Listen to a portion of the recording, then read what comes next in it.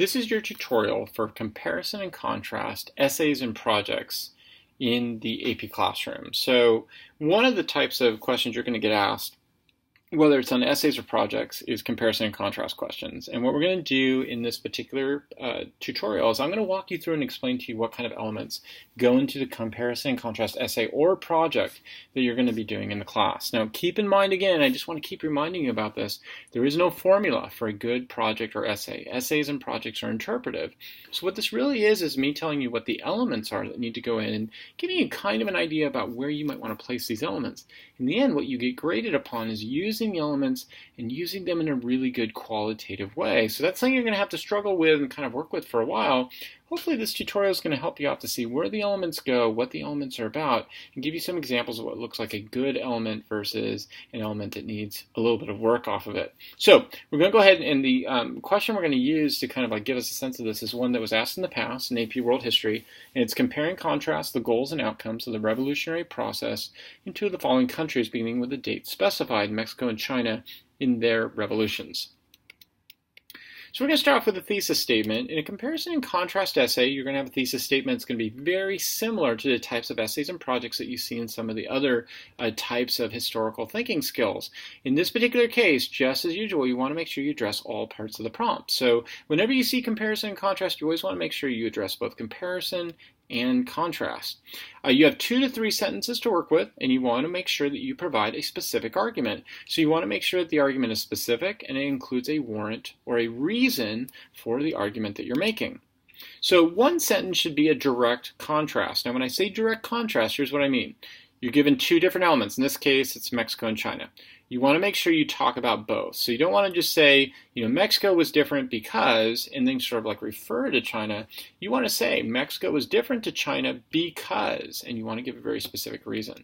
After this, you're going to do a direct comparison. Again, be very careful. Don't just refer to a country. So you want to say Mexico was similar because.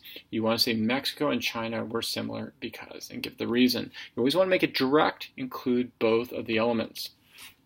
And then last off, you want to have a statement of significance. Now this is where students get kind of confused. Remember, I've given you 2 to 3 sentences here, so you could have a specific separate sentence. It's going to say something about the significance of the contrast and comparison and tie it back to the prompt. The other way you might want to think about it is overlapping the significance into the direct contrast, into the direct comparison. Good writers kind of know that they want to make their sentences complex. So it's not always going to be that you have a sentence that's separate from the other sentences. Sometimes it's overlapped or weaved into the arguments that you're making. Okay, so let me give you some examples. A poor example, and this is a comparison poor example and a comparison good example. So if you argued something like Mexico and China shared similar goals for creating a new society based upon revolutionary aims and conclusions, this is a poor example. Why is this a poor example? What we do have, there are some good elements to this. We have Mexico and China, so it's direct. We have a reason that's given, so that's good. The problem is it's just really vague. So all it's doing is it's almost repeating the prompt. It's saying, well, they shared these similar goals and they were based upon revolutionary aims. Well, that's kind of what the question is asking. It doesn't give me anything specific. Here's a good example. Mexico and China shared a similar goal of creating more equality for farmers through land distribution. However, while China tried to accomplish this through rural communism, Mexico attempted to use its oil market for industrial development. Now notice what I have here. I have comparison and contrast. Direct comparisons and contrasts. So I mentioned Mexico and China in both of these, and I give specific reasons. So for the comparison, there's a specific reason of land distribution. In the contrast, there's a specific reason that talks about rural communism versus oil market industrial development. So for your body paragraphs, when you get into your body paragraphs, your topic sentence will be either a direct comparison or a direct contrast statement. Now make sure you always want to start off your body paragraphs this way, and it has to be one sentence. It can't be multiple sentences. So you want to make sure that you have a direct comparison or a direct contrast statement. The mistakes a lot of times students will make is that either they don't give in their topic sentences a comparison or a contrast, or if they do, they'll spread it out over 2 sentences. You can't do that as well. And they start to drop some of the rules. So like instead of doing a direct comparison, they might refer to a comparison or refer to a contrast. Make sure you provide either a direct comparison or a direct contrast statement. After that, you want to provide the rule of 3, and we know about this because we talked about this in the past with other types of essays.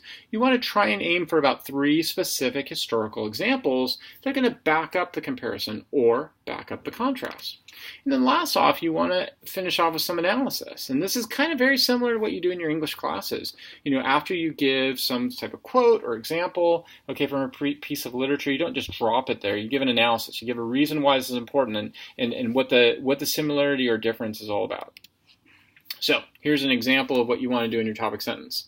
Poor example. Mexico was similar because it attempted to decrease inequality for the peasants. Now, why is this a bad idea? Here it looks like we have the elements, right? We have a comparison. We have a specific reason. Okay, we're talking about Mexico. But notice what I've left out here.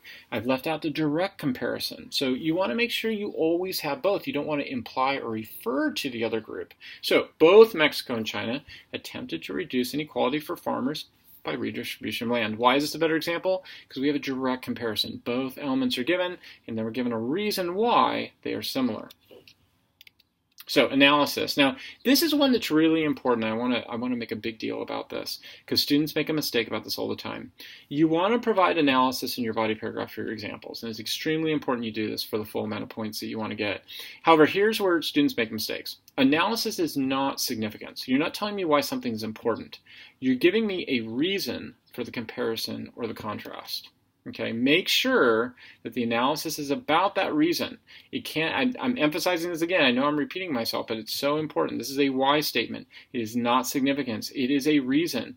If you provide for me either a description of what happened, so here's what happened, that's it, or you tell me, well, here's why this is important, or here's the effect, that's not analysis. Analysis is the reason why we see a comparison or contrast.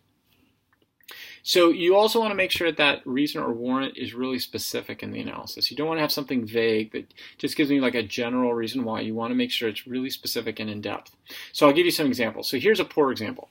China and Mexico both wanted to help their farmers to develop. Okay, that's a descriptive statement. That does not tell me anything about the reason why. So this is what you want to stick away from, and this is like one of the big mistakes students will make, is that they just provide a description of what China and Mexico did. They don't tell me the reason why. Here's the better example. China and Mexico both emphasized their farmers because the majority of the population favored rural over urban needs. This signals to me that the reason why the revolutions were about rural over urban needs is because most of the people who fought in the revolution tended to come from the farming area. So notice the difference here. This is talking about the reason why, not a descriptive statement, not a significant statement. Okay, the last major paragraph you're going to be doing is a synthesis paragraph. You want to make this last paragraph a synthesis paragraph and make a connection to another time period.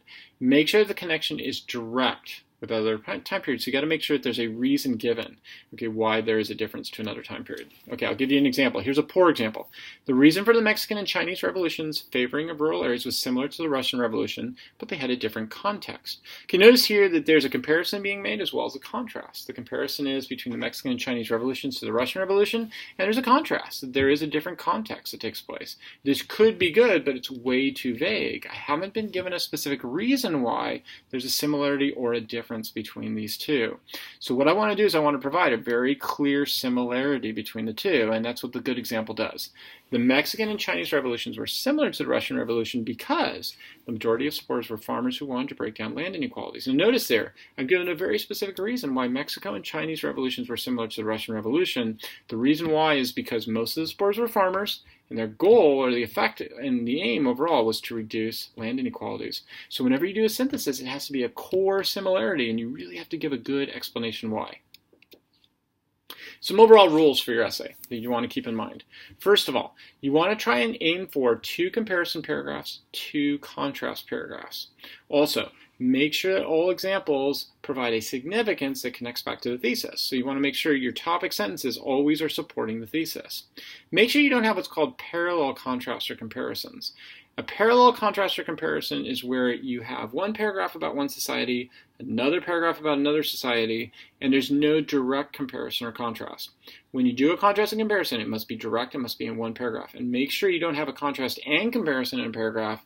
You want to have one paragraph be contrast, another paragraph be comparison. So the overall structure when you're done is going to be this. A thesis of 2 to 3 sentences, comparison and contrast body paragraphs. So 2 paragraphs of each, 2 of comparison, 2 of contrast.